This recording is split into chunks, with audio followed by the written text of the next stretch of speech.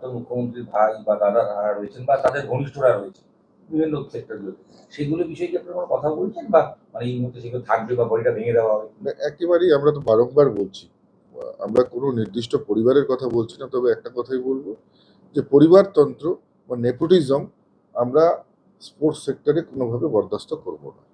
যারা প্রকৃত স্পোর্টসের লোক, স্পোর্টস সেক্টর থেকে যারা উঠে এসছে, যাদের মনে প্রাণে স্পোর্টস সমাহিত রয়েছে, তাদেরকেই আমরা স্পোর্টস সেক্টরে দেখতে চাই। স্যার, আপনি যেহেতু নিজে যুক্ত ছিলেন ক্রীড়া ক্ষেত্রে আলাদা পার্টির আন্ডারে, এবং আমরা দেখেছি বিগত দুটি সরকারের আন্ডারে কিন্তু ন্যাশনাল গেমস হয়। National games is the basic, যেটার জন্য ইনফ্রাস্ট্রাকচার অনেক ডেভেলপ হয়। মেঘালয়তে কিন্তু আগামী বছরের ন্যাশনাল গেমস একটা ছোট রাজ্য। এটা খুব ভালো প্রশ্ন করেছেন। আমি নিজেও ক্রীড়া মন্ত্রণালয়ে ছিলাম। আমরা জানি যে যখন ন্যাশনাল গেমসের অ্যানাউন্স করা হয়, বিভিন্ন স্টেট তারা মানে তৈরি থাকে যে কে নেবে কে নেবে না, সেটা নিয়ে একটা যেন মানে প্রতিযোগিতা চলে। তো আমরা কখনোই আমরা দেখি না, আমরা তো সবসময় বেঙ্গলকে দেখেছি যে যে কোনো ফাইল এলেই ক্রস, যে কোনো ফাইল এলেই না। তো সেই ক্ষেত্রে আমরা নিশ্চিতভাবে এবার চেষ্টা করব যে ন্যাশনাল গেমসের মতন এত বড় একটা ইভেন্ট যাতে আমরা বেঙ্গলে করাতে পারি, আমরা নিশ্চিতভাবে সেটা যেমন চেষ্টা করব, পাশাপাশি ন্যাশনাল গেমসে এবার বেশি করে আমাদের বেঙ্গলের খেলোয়াড়রা যাতে পার্টিসিপেশন করে সেটার দিকেও যেমন নজর থাকবে, উইন্টার গেমসেও যেন পার্টিসিপেশন করে সেটাও নজর থাকবে, ট্রাইবাল গেমস যেটা হচ্ছে সেখানেও যাতে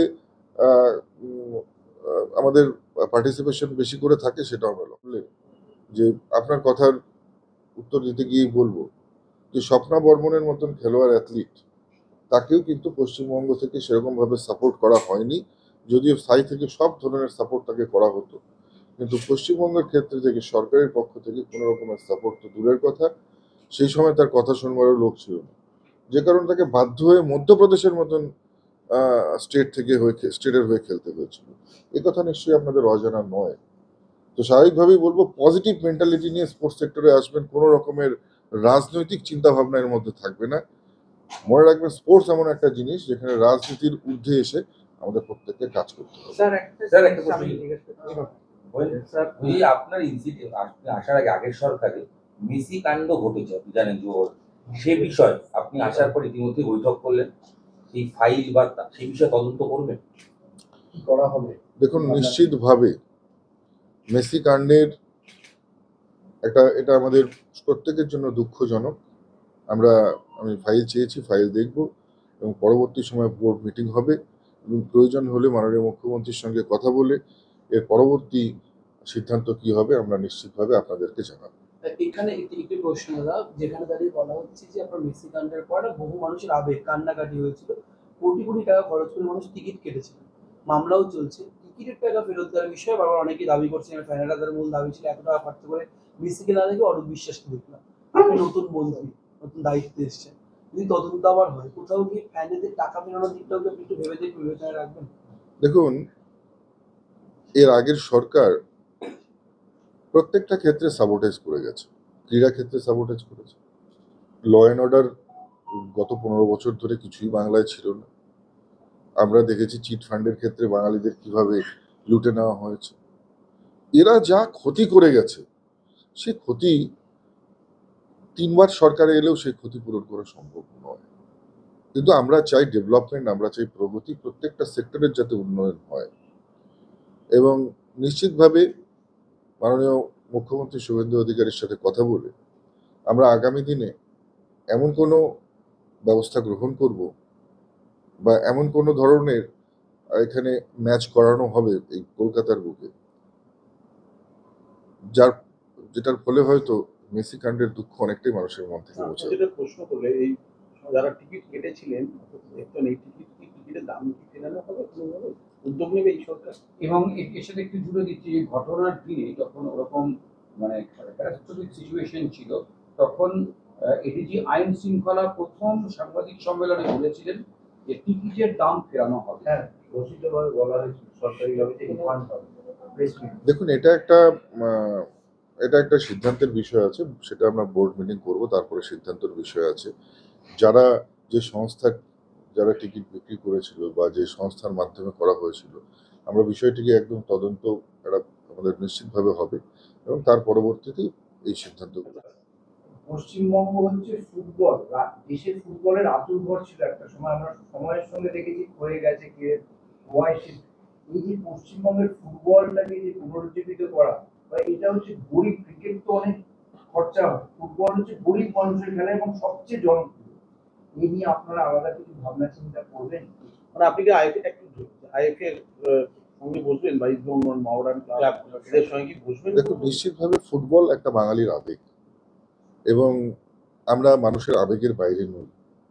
নিশ্চিতভাবে আমরা ফুটবলকে বেঙ্গলের ক্ষেত্রে প্রায়োরিটি দেব এবং প্রত্যেকটা ক্লাবের সঙ্গে আমরা আলোচনা যেমন করব, পাশাপাশি জেলা স্তরেও যে সমস্ত ক্লাবগুলো উঠে আসবার চেষ্টা করছে বা যারা প্র্যাকটিস করছে কন্টিনিউ, তাদের ইনফ্রা ডেভেলপমেন্টের জন্য আমরা কি করতে পারি সে সম্বন্ধেও তাদের কাছ থেকে যেমন সাজেশন নেওয়া হবে, একইভাবে আমরা পরবর্তী সময় তাদের কাছ থেকে সাজেশন নিয়ে আমরা একটা সিদ্ধান্তে উপনীত হয়ে ডেভেলপমেন্টের জন্য কি প্র্যাকটিক্যালি ইমপ্লিমেন্টেশন করতে পারি সেই সম্বন্ধে আমরা কিন্তু গম্ভীর সিদ্ধান্ত আমরা নেব।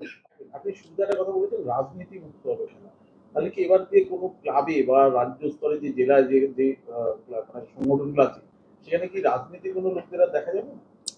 দেখুন, রাজনীতি নিজেদের ব্যক্তিগত আইডিওলজি হতে পারে, কিন্তু ক্রীড়া জগতের সঙ্গে যখন যারা যুক্ত হবে, ক্রীড়াঙ্গন রাজনীতি মুক্ত থাকবে। আমরা বারবার সেটা বলেছি, এখনো তাই বলছি। ক্রীড়াঙ্গনে গিয়ে কোনো ধরনের রাজনৈতিক চর্চা, কোনো ধরনের রাজনৈতিক স্লোগান, কোনো ধরনের রাজনৈতিক যে বোঝাপড়া সেটা আমরা বরদাস্ত করব না। ক্রীড়াঙ্গনকে রাজনীতি মুক্ত রাখতে হবে, নেপোটিজম মুক্ত রাখতে হবে এবং ক্রীড়াঙ্গনের মধ্যে স্বচ্ছতা থাকবে। প্রকৃত প্রতিভা যেন ক্রীড়াঙ্গনের মধ্যে উঠে আসতে পারে, নিশ্চিতভাবে আমি সেটাই চাই। এখনো পর্যন্ত আমাদের সিদ্ধান্ত হয়নি, সবে কালকে বসেছি, এখনো পর্যন্ত ব্রিফিং চলছে। পুরো বিষয়টা আগে আগে আমি জানি, ও সমস্ত পেপারসগুলো দেখি, পুরোনো ফাইলগুলো দেখি, তো তারপরেই ডিসিশন নেব। আপনি ডার্বিতে থাকছেন তো? কলকাতা শহরে আর ইচ্ছা আছে, ইচ্ছা আছে। কলকাতা শহরের বুকে রবীন্দ্র সরোবর স্টেডিয়াম, এখানে আগে আন্তর্জাতিক ম্যাচ আইএসএল এর ম্যাচ হতো, এই মুহূর্তে খণ্ডঘরের মতো পড়ে রয়েছে।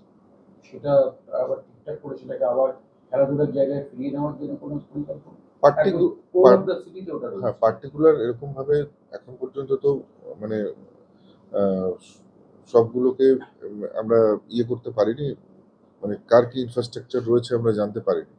সমস্ত পুরো বিষয়গুলো একবার খতিয়ে দেখে যেখানে যেখানে যা ডেভেলপমেন্ট করার আমরা নোডাল অফিসার রিক্রুট করে আমরা সেই হিসেবে আমরা যেমন যদি কোনো রিকোয়ারমেন্ট থাকে ওয়েল ইকুইপড করার জন্য সেটাও যেমন ব্যবস্থা করা হবে, পাশাপাশি যদি কোনো কিছু রিকনস্ট্রাক্ট করতে হয় সেটাও আমরা। উত্তরবঙ্গ উন্নয়নের ব্যাপারটা আপনি দেখছেন তো, উত্তরবঙ্গতেও কিন্তু অনেক ট্যালেন্ট আছে, আমরা দেখেছি ক্রিকেটে রিচা ঘোষ, এর আগে সুমন শাহ। তো উত্তরবঙ্গের খেলাধুলার প্রসারের জন্য আপনি কি গুরুত্ব দিচ্ছেন? একইভাবে দেখুন, এখানে উত্তর দক্ষিণ পূর্ব পশ্চিম বলে কোনো কথা নেই। সমগ্র পশ্চিমবাংলার ডেভেলপমেন্ট একসঙ্গে যাতে হয় আমরা সেই ভাবনায় ভেবেছি। কারোর সাথে কোনো রকমের ডিসক্রিমিনেশন নয়। উত্তরবঙ্গে বহু প্রতিভাধর খেলোয়াড় রয়েছে, এটা সত্যি, তাদের জন্য আমরা ব্যবস্থা যেমন নেব, পাশাপাশি জঙ্গলমহলেও প্রচুর প্রতিভাধর এমন বাচ্চা রয়েছে যাদেরকে যদি মানে তাদেরকে যদি সঠিক সময় সঠিক নার্চার করা যায়, তাদের সঠিক ডায়েট চার্ট করা যায়, তাদের সঠিক ভাবে আহ, তাদেরকে তৈরি করা যায়, প্র্যাকটিস করানো যায়, নিশ্চিতভাবে আহ, তারাও কিন্তু আগামী দিনে মেডেল অ্যাচিভ করার মতন ক্ষমতা রাখে। আপনার কোনো শিডিউল ঠিক হয়েছে ময়দান দেখতে যাবেন এরকম ক্লাব? না, এরকম এখনো শিডিউল হয়নি। আমি তো জাস্ট এখনো 24 ঘন্টা মানে হয়নি আপনাদের সঙ্গে কথা বলছি।